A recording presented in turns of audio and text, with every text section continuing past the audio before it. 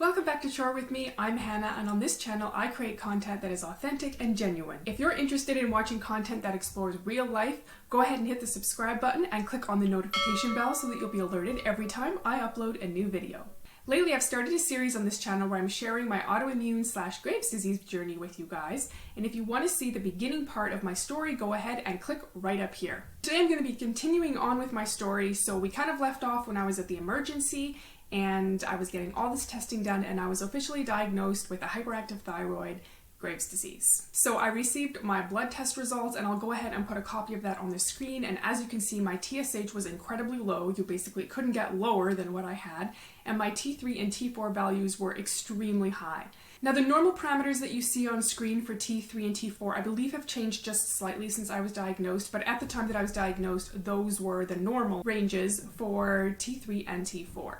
So I was incredibly high in both my T3 and T4 and incredibly low in my TSH, which is pretty indicative of hyperthyroid and Graves' disease problems. So besides my very obvious signs and symptoms that I had when I went to the hospital, the doctors and specialists were also concerned about a couple of other things. One was my extremely high blood pressure, and the other one was my high resting heart rate. In my family, typically the women have very low blood pressure, and before I was diagnosed with Graves' disease, that was my case. My blood pressure was typically around 100, 105 over 48. It was what was considered a little bit on the low side. I believe a normal blood pressure is about 180 over 60, and if that is not correct, I will put the correct value somewhere here. So my blood pressure was definitely on the lower side prior to getting Graves'. Now, when I was at the hospital, my blood pressure was 180 over 110. That is extremely high. I don't think I've ever had such high blood pressure, ever. And my heart rate was at a whopping 200 beats per minute. The American Heart Association typically states that normal resting heart rate for an adult is 60 to 100 beats per minute. Mine was 200. No wonder I was sweating buckets and my clothes were always feeling damp. That is disgusting. I used so much deodorant. You have no idea how much deodorant I used. I used to carry it around in my purse, and I felt like every hour I was like putting more deodorant on because I just constantly felt damp and sweaty and disgusting. So to put my extremely high heart rate into a little bit of perspective, the American Heart Association states that if you're doing moderate exercise, your heart rate should be 50 to 70% of your maximum heart rate, and if you're doing vigorous exercise, your heart rate should be 70 to 85% of your maximum heart rate. So I did a little bit of a calculation. There's a really simple formula that you use. It's you take the number 220 and you minus your age. So let's say you take 220, you minus your age, let's just say you're 20 years old, and if you were working out at a moderate intensity, 70% of 220 minus your age, 20, would be 140 beats per minute. Now, if you decided you wanted to do vigorous exercise, you would take 220 minus your age and multiply that by 0.85. So that would give you a value of 170 beats per minute. So your heart rate should be about 140, 170 if you are 20 years old and you're doing some pretty decent exercise. So mine is 200. Mine is nearly off the charts. Again, which explains all of the sweating that I had. So one of the first things that the specialist said was he said we had to put me on some medication that was going to slow down my heart rate because my heart had been pumping that hard for months. I started getting symptoms of Graves' disease long before I was ever diagnosed, probably at least a year. So my resting heart rate had been really high for a long, long time. And that's really difficult on your heart because your heart is working so hard constantly. It's hardly ever getting a break. So the specialist said he needed to put me on some medication that was going to go ahead and just slow my heart rate down. It's no wonder that I couldn't sleep at night with my heart racing. I was constantly in a state of like extreme exercise even though I wasn't exercising at all. The doctor put me on propranolol, and this medication is a beta blocker which is going to affect heart rate and circulation. It's typically used to treat chest pain, high heart rate, tremors, high blood pressure, and heart rhythm disorders, all of which I had. Then the next medication that I was prescribed had to do specifically with my thyroid function. I was put on Tapazole, and this is a medication that is used to treat an overactive thyroid, and what it does is it stops the thyroid from producing so much thyroid hormone. And if you're interested in understanding exactly how the thyroid works and what exactly it does, I made a video about that a couple of weeks ago, and you can find it right up here. Okay, you're gonna hear some really weird noises, and we have people on our roof cleaning our roof right now, but I needed to make this video today, so I'm really sorry if there's some extra noise in this video. I would switch to a different room, but this has the best lighting, and I don't have lights, so I need to use the window light. It sounds really loud to me. I hope it's not going to be that loud when you guys are watching this video, so my apologies. So now it was time to get my prescriptions filled and start taking some serious medication. So I found that Costco had the cheapest dispensing fee and the cheapest prices for these medications that I started taking. So that's what I did. Got myself down to Costco, started taking some pills. So the cost of these medications was actually not too bad. My husband has extended health through his work, and so they covered the majority of the cost of the medications, which I believe was about 70 or 75% of the medications were covered, and I only ended up paying, I think, between about $30 to $40 per month for these two medications. So it was pretty affordable. After I started taking my medications, I continued to get blood work done weekly. I went to go see the specialist every week. I had a thyroid uptake exam done, and I tried to be really good at sort of monitoring my symptoms. The specialist gave me a couple of stipulations that I had to follow. The first was I was not allowed to work, which, that was all right. I was not allowed to drive, which was a bit of an inconvenience, but overall it wasn't too bad. And that was basically because of my tremors. Because I was shaking so bad, I didn't actually feel like I had control of the car when I was driving. So that was kind of a safety thing, which I totally get. And thirdly, I was not allowed to exercise. And that one was really hard for me because I'm an avid exerciser, and I wasn't allowed because he didn't feel like I was in a safe place to be able to do that. So there was no exercise for several weeks. And then once my heart rate started to stabilize a little bit and it wasn't so incredibly high, then I got to go for short walks, but I had to wear a heart rate monitor so that I could be tracking what my heart rate was. And if my heart rate went above a certain amount of beats per minute, I had to stop and rest. During this time, I actually got quite a bit of rest, which is probably exactly what my body needed. I was taking like 5-minute walks and generally trying to not be as active as I typically was, which was really hard for me to do, but I also realized that it was really serious and I needed to take it seriously if I wanted to get better and not cause more damage to my heart and the rest of my body. I am an avid believer in traditional medication and intervention because I do think that it works, and I understand it is not for everybody, but in my case, my symptoms were so severe that I was in a pretty dangerous place and I felt like I really needed to take that medical intervention.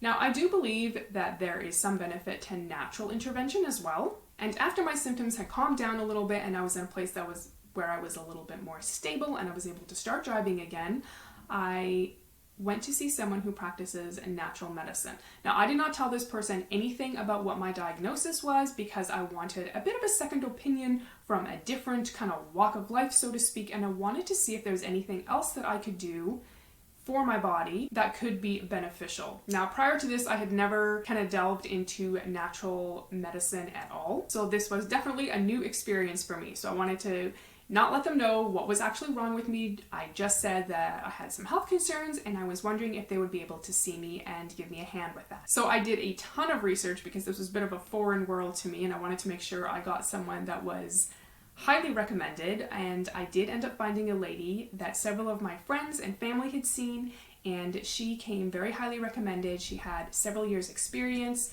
and so I went off to go and see her.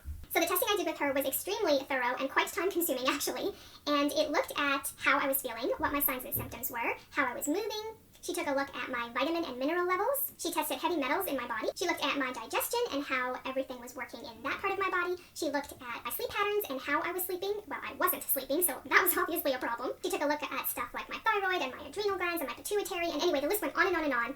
And after I had gone through the assessment, she came up with a diagnosis. And interestingly enough, there were several areas in my body that were affected, but the area that ended up coming up where I had the most problems was, guess what? My thyroid gland.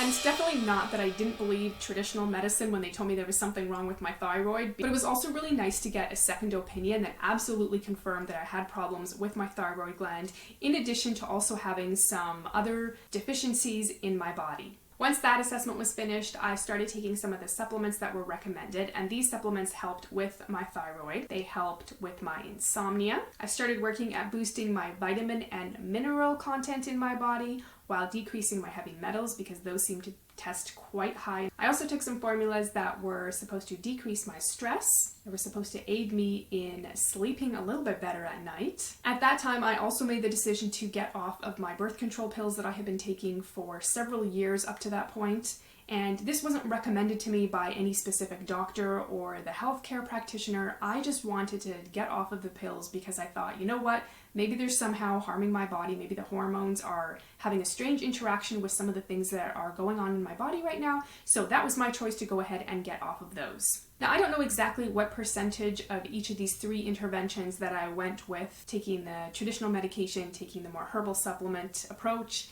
and getting off of my birth control pills actually made the change, because I'm not sure which had a greater effect on helping me get better. But I think it was probably a combination of all 3. And then in addition to that, caring for my body and listening to my body. So when I didn't feel good one day, I didn't push myself to do things that I probably shouldn't have been doing. Or I got myself to the doctor's office a little bit quicker to ask, hey, this is feeling a little bit off. What do I need to do? So with a combination of all 3 of these interventions and taking a little bit better care of my body and listening to my body, I started making some progress towards feeling better. It took a long time, and it took nearly 3 years for me to start getting blood tests that were actually within normal ranges. We had to play around with my medication levels for quite a while to make sure that I wasn't getting too much medication. All of these pills, a combination of the traditional pills that I was taking and a combination of the herbal supplements that I was taking, it was insane. I do not enjoy taking pills. I was taking so many pills. I had to get one of those little professional pill organizers where it says Monday breakfast, Monday lunch, Monday dinner, because I was taking so many medications and I would forget. I could not even keep track because there were certain times of the day that I had to take certain pills and I couldn't take some of them together, and I had to give a certain amount of time between when I was taking this versus when I was taking that. And it was so, my mind was so scrambled I couldn't keep track of myself. I'm lucky I got up and dressed during the day. And I would count out all my pills and I would make myself little notes of when I had to take what, and I would have everything organized. So that made it so much easier for me to take pills. I was taking around 21 to 22 pills every single day. And if you don't like swallowing pills, that is an extreme amount of pills that you have to swallow. So once I started getting better and I weaned off some of the medications and some of the herbal supplements, I was really happy because it was a little insane taking that many pills. I don't regret going the traditional route. I don't regret doing the more natural route because I think they both had benefits. But I definitely am so happy I am not in a place where I need to take all of that medication anymore. I also just wanted to give a really quick disclaimer. I am not a healthcare professional that is giving you advice on specifically what you should be taking or what intervention approach you should be taking. I'm just sharing my story to let you know what worked for me. And thankfully, all of those 21 and 22 pills a day started making a difference because I'm sitting here today. I am not even shaking a tiny bit. I'm not shaking at all. My resting heart rate is about 70 beats per minute and I can exercise again. So life is a lot better than it used to be.